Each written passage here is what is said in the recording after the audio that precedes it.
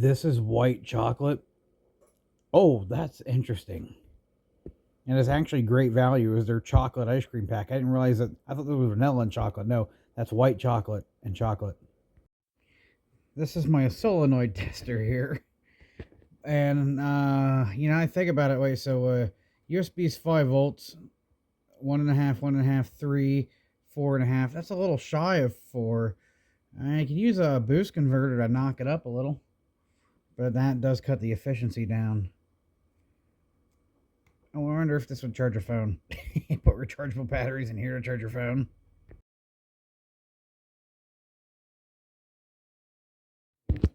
Touch it. Touch it.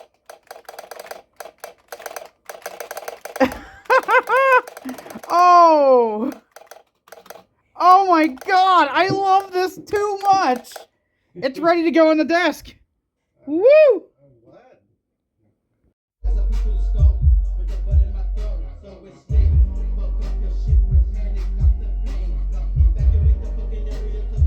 Damn. It's beautiful.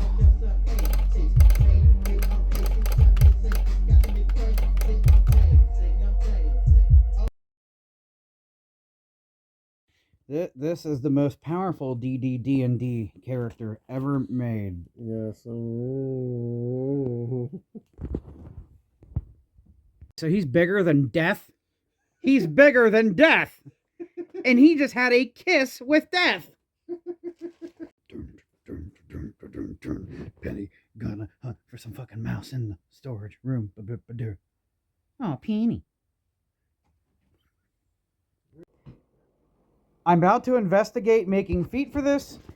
If I don't see enough room inside, then I might just 3D print a wedge that contours the back of this to prop it up.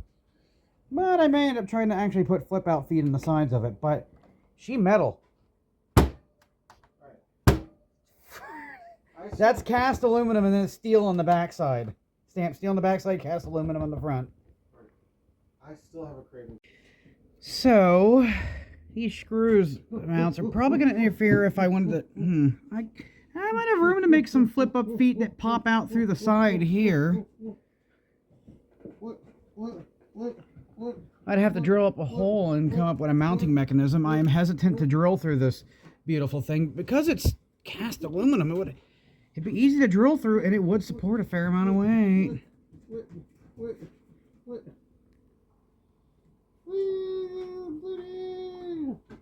Looking at the real deal before trying to invent the wheel, and this would definitely not be a one-to-one clone to be able to go in because it would hit the screw mount here.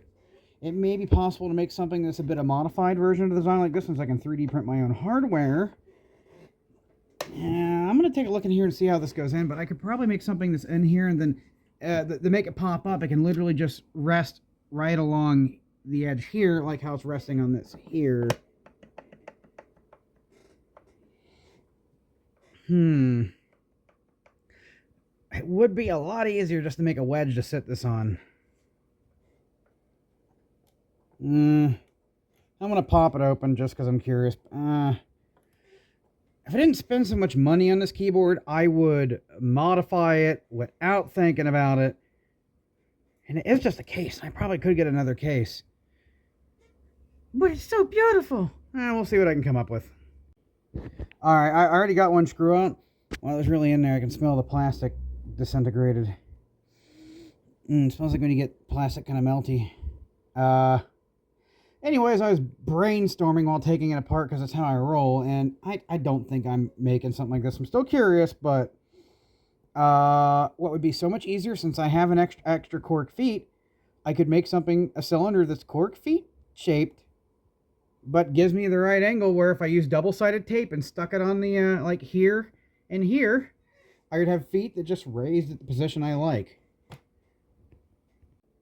Jan Davidson? Well, this is interesting, isn't it? Oh, how the components have shrank. That's something else I might do. I might find a short USB extender and at least get it so I have a little bit of USB-C cable coming out of here so I had to unplug the cable from the back of my PC to flip it over. That's annoying. And I do like to just disconnect the cable and pull my keyboard off my desk when I'm cleaning it. So, going to be more of pain if I have it all internal like this. I'm going to just take one of these out for a second. Oh, yeah, and I'd have to wind my own springs, wouldn't I? Because I don't think I have my entire parts keyboards anymore. I just have buckets of parts, and let me check. I got a bucket of parts. I did not save my flip-out feet or springs from the other keyboard, or if I do, they're in like a hollow case somewhere. I don't think it made it in the move. But I do know how to wind my own spring, or not wind my own. I know how to form my own springs from hard spring steel, and I also know how to. Actually, I could probably even just take like an AR-15 mag spring, which I have a bunch of those, and heat it up and blah blah blah. But this does fit here, so it would only take minor redesigning to make this work. And I'd have to come up with something for this to catch on. And I could probably make something that would just kind of... I could probably make something out of some thin steel or something like that kind of shims over here and grabs onto this. It's an awful lot of work, but this thing could actually have flip-out feet, which sounds really cool. I don't know if I'm going to do it, though. Really, I don't want to make my own... I don't want to waste all the time on it. Maybe that'll be a back burner project for another time. But, oh, that does sound awesome. Why not make my dream keyboard dreamy? We'll go easy for now. You know what? Since I have come into not having so much of my money taken from the government, I may someday get a second one of these, and I can play around with that, then transfer all the mods to here, or replicate them, so I don't take the main keyboard down while I'm doing stupid stuff. Yeah. And then I could, besides, I don't got, I'm currently running Fusion 360 in a virtual machine because my copy of Windows 11 said no. Okay, actually looking at this and thinking about this, what would be a smarter decision and easier to work with as far as mounting the spring and the flipper goes... Oh, fuck. Okay,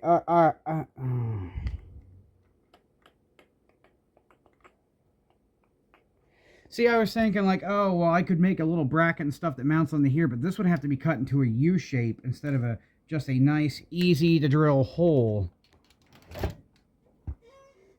And it would lose some of what guides it if I did that.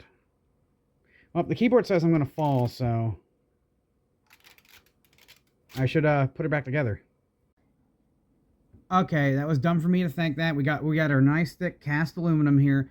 I could literally make some type of bracket where I drill like a hole here, and then I could just have a mounting block that has a piece for the spring, and a little thing to keep the flipper in line and all that just holds in with two self-tappers here and here, or like say a machine screw and a nut here and here, just 2 points, maybe even 3 points for stability, you know?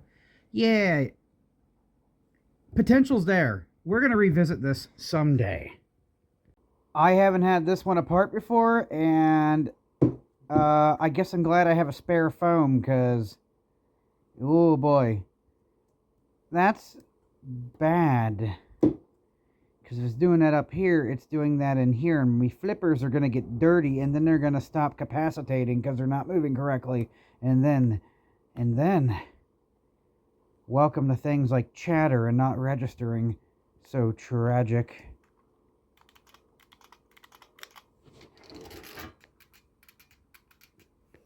I didn't think about this.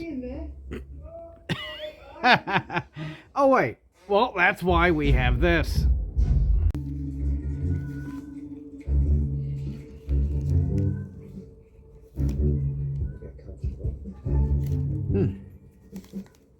Oh, come on. Where is a blank page? There we go. You know, looking at a Model F style flip out thing, that wouldn't be terribly hard to achieve either. I would require making cuts in the back steel here, and again, I could very likely, if there's a room, because that screws here off to the side, 3D print a little holding system that's essentially modeled this geometry here, but with a way of mounting it through small machine screws. to the back of the case. But I actually really like how the regular Model F has the flip out feet that you turn. I really like that system. But it would be a little more work to make that happen. This actually would be really easy to make happen. The hardest part would be using my Dremel or angle grinder to cut the little squares in here. Rectangles, yeah. Actually, I just came up with an even better idea. The little 3D print thing should be a little cup that goes over this so it stays in place and I can move the keyboard around. Oh, I was going to hold on with double-sided tape. Yeah, I'm actually probably going to stick it to the cork feet. Oh, it's going to be so small, though. I could just stick it next to it. Yeah, I'll stick it next to it. Alright, so we can use a picture I just took from that same angle to get the actual angle the keyboard should sit at, since this is basically the same size, and I want it to feel exactly like this with the feet flipped up. And we'll use that to make we can just put in Fusion 360 to picture and trace over it, and I can get my angle and make sure my feet will be perfectly flush with the table while sticking on the back of the feet and still using the cork pad. So I also have room for a small margin of error with that cork, and it'll still be sitting flat. Well, it's time to plug it in, but I haven't had a proper shelf upper keyboard here so long, I forgot where my desk pen sits. Does it sit on the right side or the left side? I don't remember. Now let's see if I can plug this in. Because every time you plug the keyboard in, there's a... I love that! You know what? This is kind of besides the point, but I'm going to show you how easy this is. So I've created my circle here at a 25 millimeter diameter. And then I'm just going to use Revolve once I import my image. I can use the Revolve tool to extrude at an angle that matches the one I need. And it'll be super simple. Just printy, sticky, keyboard, yay, lifty. I got distracted, but you can see we got our angle going perfect. Ow, my elbow just popped there. I'll have 8 cheesy bean and rice burritos. Oh, good. That'll be $700 because it's Taco Bell. Actually, those are the cheapest thing on the menu. Congratulations. Sacrificing coolness for laziness. Because this is just so easy to make. Coolness for laziness? Yeah. Nathan, I think it snowed.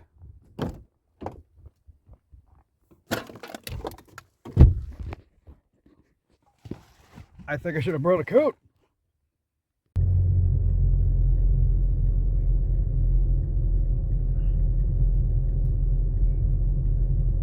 Look at all this high definition snow. Well, that looks so neat. The building really does look like that in real life. That's not dirt on the camera lens making the light smeary. It really looks like that. Because all the snow in the air.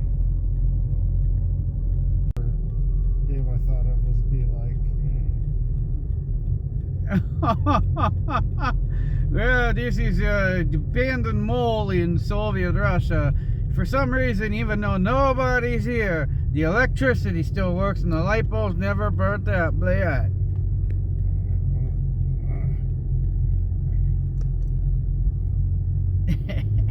I'm typically driving the speed limit, so can't really say. I mean, I still wouldn't blame you, but because visibility is low.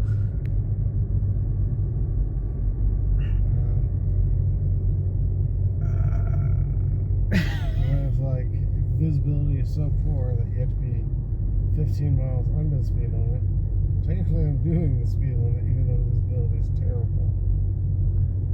So, welcome to Houtzdale. This is what it looks like. This is the city I live in. See, it's a big city. We have a Ford.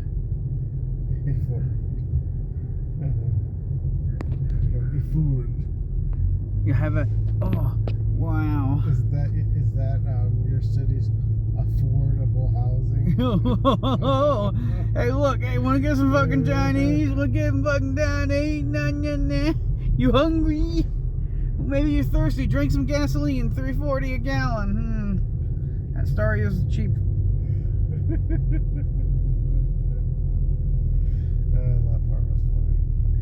wasn't expecting you to say you thirsty. Drink some gasoline. Well, that guy's house looks cool. Which one? Oh, the one covered in Christmas lights that are lighting up the ground. He's going all right. Hey, we got the right of way. Yeah. We have right away. It doesn't say that. Because we were turning right, he was turning left. In that scenario, the person turning right has the right of way. Oh, I was thinking they treated it like a four-way stop. Yeah, the direction you turn matters. Because it's a three-way stop, so I didn't know at a three-way stop that mattered.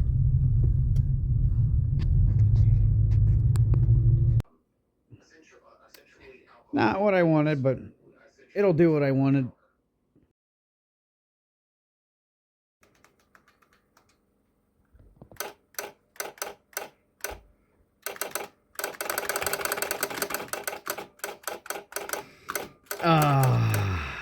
I love this so much.